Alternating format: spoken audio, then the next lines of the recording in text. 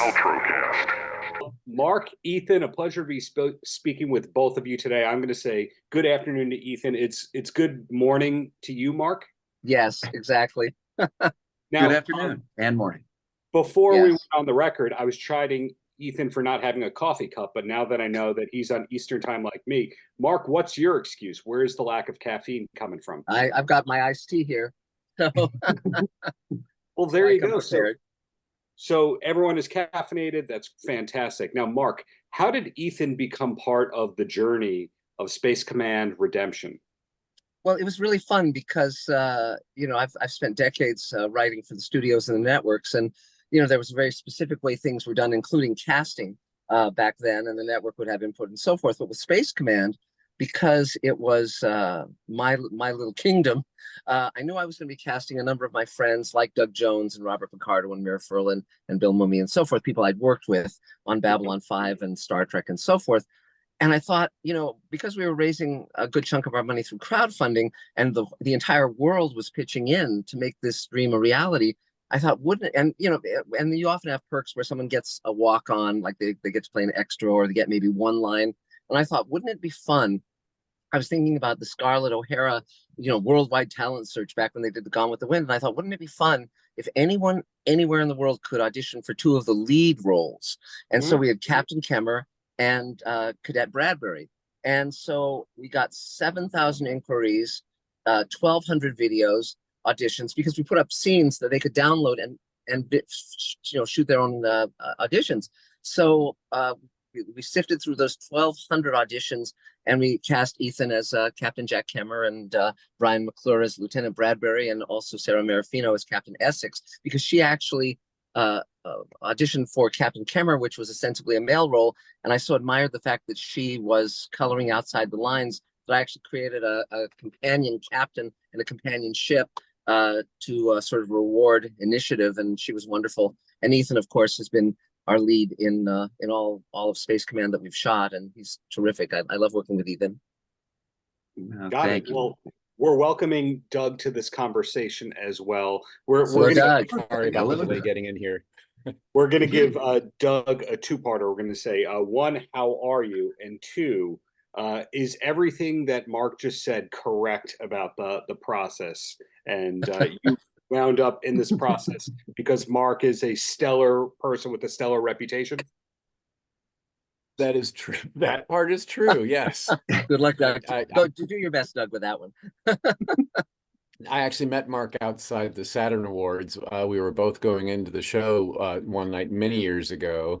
He made a nice comment about my very unorthodox outfit I was wearing that night. Wow.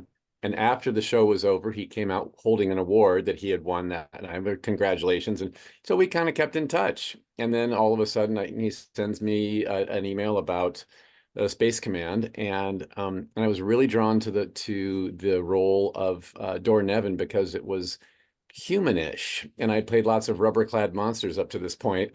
And even though he's not human, but he looked like me basically with a metal helmet. And I'm like, I can, this is good. And it was an android, and I'd ever since seeing Star Wars and and our lovely robotic characters there, I thought, gosh, it would be fun to play an android at some point. So these synthetics, a synth we called me, was kind of satisfied that itch for me. Got it. Ethan, thank you for your patience, because anytime there's a conversation with four people, one or two people at any given time are extremely going, when are they going to ask about me? But in your here for the ride, here for the ride. In your case, Ethan, you stand out where it's a very accomplished cast, but most of the people, when they do their name, parentheses, the credit, it's usually a sci-fi thing. Now, of course, Walking Dead, you're part of that universe and all that. Have you always been a sci-fi fan? My dad was a huge Star Wars fan, so we had the action figures and all that stuff coming up. So I leaned more towards Star Wars. Then I think as I got older, I respected Star Trek a whole lot more because I'm like, oh, I see, they're having conversations. Ooh, Sure. Less yeah, and like I was a big fan of like Arnold Schwarzenegger's Predator back in the day and stuff like that. So that was kind of when I was little, I wanted to be a big action star and go find some aliens, but it kind of landed similar how Doug was saying about scratching an itch, I got to, go find a synthetic, and we got to, start that adventure. But yeah. Got it. Mark, now Yeah. your credits, again, fantastic. Everybody in this film, you don't really have to stretch. And it also says a lot when Neil deGrasse Tyson is not one of the first 7 names when Yes. describing it. That shows the talent pool that you're drawing from. Now, sliders and all that, big deals to a lot of people. Did you accidentally fall into the sci-fi realm? In other words, were you originally going, I want to do comedy? Or No, not at all. I've been a science fiction fan as long as I can remember. My favorite book when I was 7 was Farmer in the Sky by Robert A. Heinlein. And when Star Trek debuted, the original Star Trek when I was 10, that was, I always say, some people find heroin, I found Star Trek. And, so it's, and there's the lovely thing about science fiction is that it lasts. For instance, there are episodes of Star Trek that were done in 66. You can go to a convention and there's someone who worked maybe 3 days in 1966 playing Captain Pike in a wheelchair, and they're still, signing autographs and so forth. So, it's funny because Doug Jones, of course, is iconic. And one thing to add to how we met was that when I won the Saturn Award that night, I actually went up to compliment Doug on this wonderful long Victorian jacket he was wearing, not knowing who he was. And when I found out he was Doug Jones, at the time I was writing a book with Guillermo del Toro. So I took Doug to lunch, and he has such an amazing face and such an amazing spirit, this great kindness, this great humanity. I said, I'm going to write a role for you where we're going to see that wonderful face.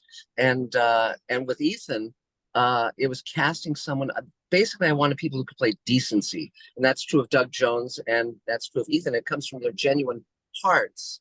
And so I wanted heroes sort of like the Henry Fonda or Jimmy Stewart back in the old days, and where it wouldn't be corny, but it would be authentic, because Space Command was very much looking toward a hopeful vision of the future, like Star Trek did, to say we can band together and we can create a future worth living in. So these are my partners in that vision, in that journey. So Doug, my follow-up to that, because you just got complimented a lot, not just from me, more than I deserve. Yes, thank you. Now, every actor I can ever think of who's a Jones has the middle initial, because there's already a Screen Actors Guild person. Yeah, all right. Sam Jones, I think he's Sam J. Jones.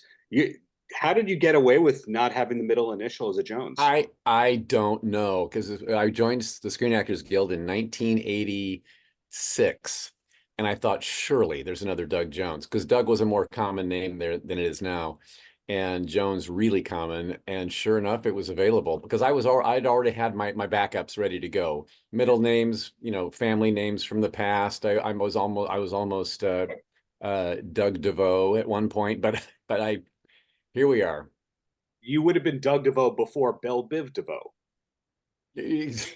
Hopefully, yeah, and in a different flavor. Yeah. Was it almost a Douglas Jones? I was almost Dougie Jones, but my agent said, "Oh, that won't age well." And here I am today, 64, and I'm calling myself Dougie to everybody I meet. So yeah, it would have been fine. Got it. Now throwing it back over to Ethan right here. So again, Walking Dead is the first name that people see, but now we have to change the credits to now say Space Command Redemption, then Walking Dead, correct? You bet. Absolutely. Absolutely. You got to pay the respect where it's due. So when you came in, because we had the pleasure of speaking for a couple minutes before we went on the record here, you were a very jovial person. Now, when you set out to be an actor, was there a long-term goal of a particular genre that you wanted, or a particular role type? I feel like you kind of just have like these ideas of roles that you'd like to play, or situations or stories that you'd like to tell, and then you just kind of check them off the list as you go. So I always thought it'd be neat to be the hero. It'd be great to be the supervillain, torturing superheroes. It'd be great to be hunting zombies, everything along those lines. So it's kind of interesting to be able to slowly start to check those off the list, and kind of pinch yourself and realize, like, oh yeah, so this can actually happen. I grew up in Wyoming, so not a lot of filming going on out in Wyoming. So it's kind of neat to, be able to legitimately blast off into outer space with these fine gentlemen right here. That's interesting that you point that out about Wyoming, because whether it was because of COVID or right before then, the gravitational pull of Wyoming and Montana for celebrities, actors, and filmings has been astounding. In that you almost go, there's more filming going on up there than there is in New York these days. Yeah, well, I like that it's actually spreading out everywhere. I think it's nice because, there's a lot of places to see in this country, and then there's a lot of different terrains and everything. So I think that this allows an opportunity for everybody to not only have uh, a venue to tell their own stories in, but also just to share the wealth of the entertainment business. So I think I think there's no problem in people moving out and spreading out and telling their stories. Got it. Hey, Mark, kudos go to you on naming this film, because anytime you put the colon in there, that means you could do as many universe spin-offs and sequels Yes. as you want. When in the Yes. process of Space Command Redemption did you realize, okay, we can have Space Command Introduction, Space Command Part 4, etc.?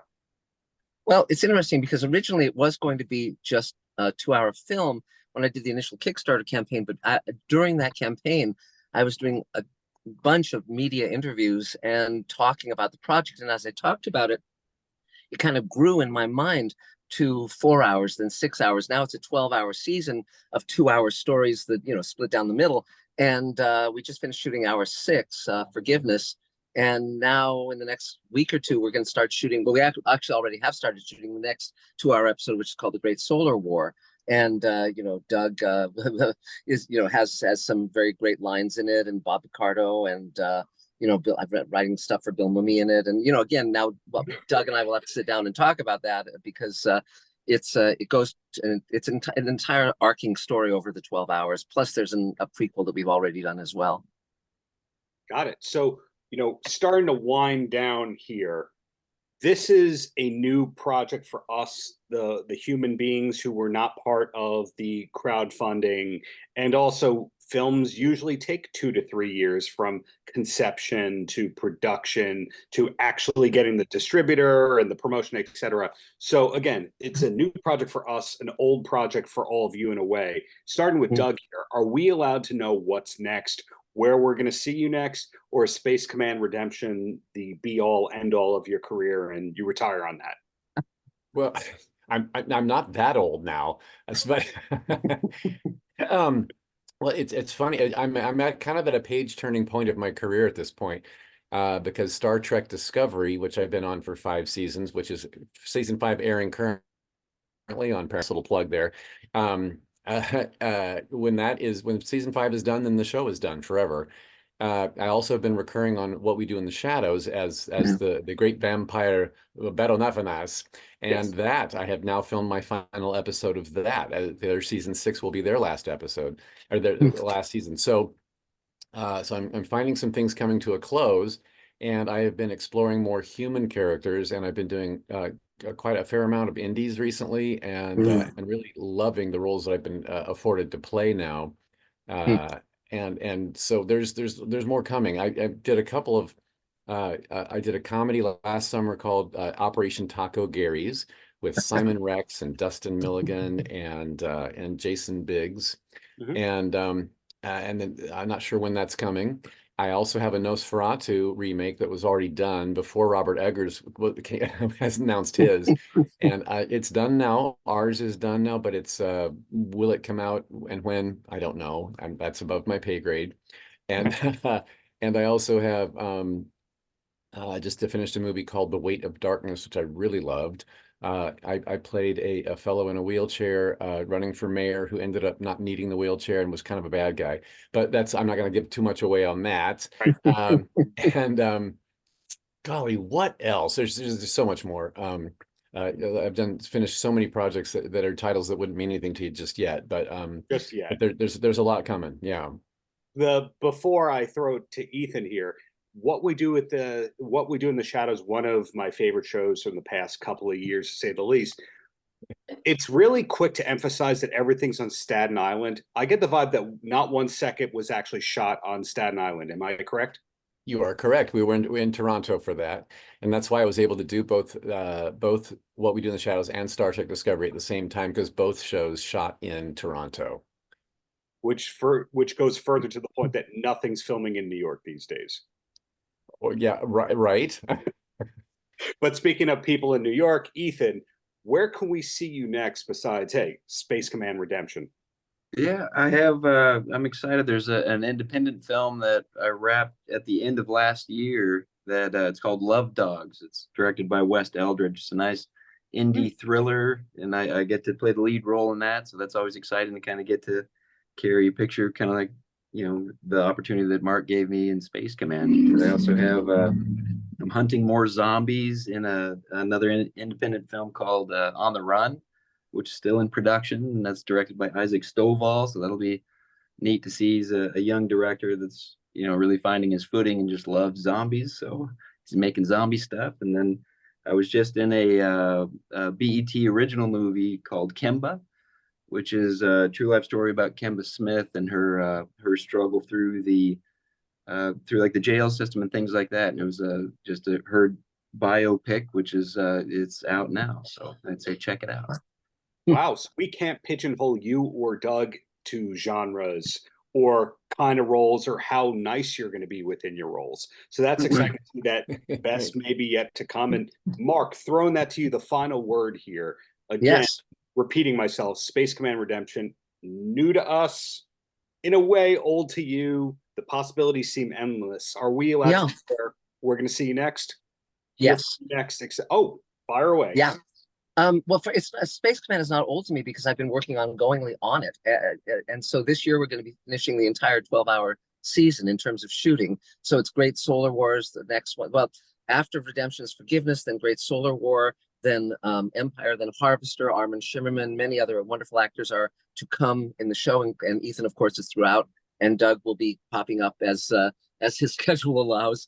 But additionally, we're shooting, we have a full studio, a physical studio with 3 stages. So we're shooting an independent film my wife has written called Voiceless Roar that has Barbara Bain in it and Armin Shimmerman and many others. And we're just launching now something called the Showrunners Network, which is a slate of 6. It's 6 science fiction series that I'm co-creating with the creators of The Expanse and Farscape and many other shows, plus a new Rod Serling show. And well, the one I'm doing with Rock Neil Bannon is called Sweet Haven. And in that one, a bioengineered disease wipes out everyone in the world under 60. So the people 60 and above have to figure out how to keep humanity going when they can't reproduce. And that's got Bob Picardo, Gates McFadden, Veronica Cartwright, many others, wonderful, wonderful actors, Barbara Bain also. And since Doug is now 64, he and I have something to talk about regarding that show as well. And so there's a lot going on. And a new book just came out, a memoir about my mom called Love Gloria, that we're talking to some movie people about making into a big feature film. So there you go. It's a busy life. A lot to look forward to for this guy, but, you know, going back with a compliment before I let you go, Mark, thank you for your work on Ghostbusters and Smurfs and He-Man and all those wonderful 80s cartoons. They, for better and for worse, inspired future generations to like cartoons and believe in fantasy a little too much. So congratulations to you all on Space Command Redemption. Really looking forward to everyone's future projects. Great. Thanks so much. Thank you very much, Darren. Paltrow.